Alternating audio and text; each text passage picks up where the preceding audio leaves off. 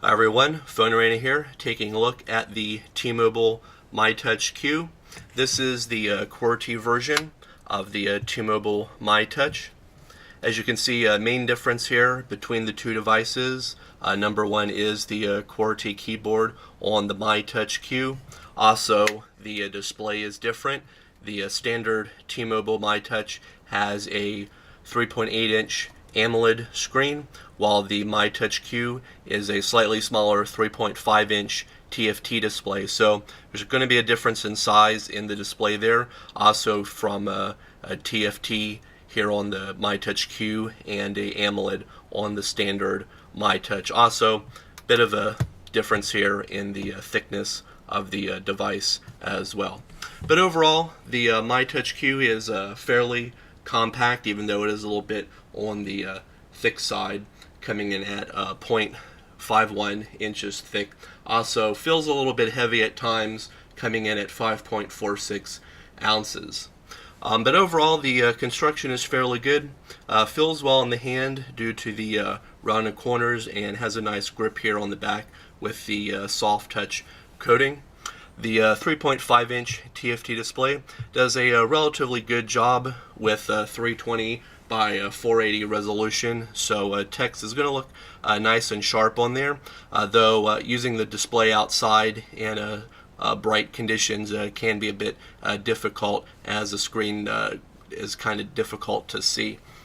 Also, running on the device is Android 2.3.4 Gingerbread, so have a total of 7 home screens on here. It's also using the LG Optimus user interface variant on here.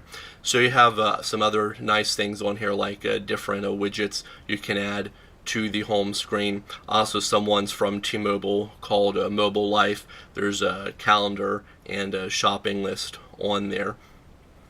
Down here on the bottom, there's 4 capacitive buttons for going to the menus, home, back, and also one here for launching the Genius app, which we'll do real quick. Call 611.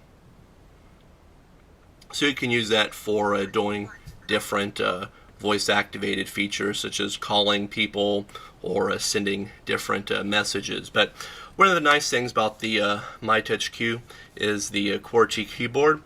Can easily open and close it with one hand with the spring load on there.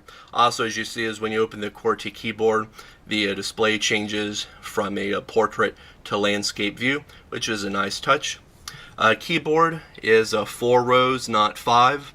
Because of that, the top row is going to share both letters and numbers. Switch between those by using the Alt key down here on the lower left. Key size is pretty decent, sort of oval in shape.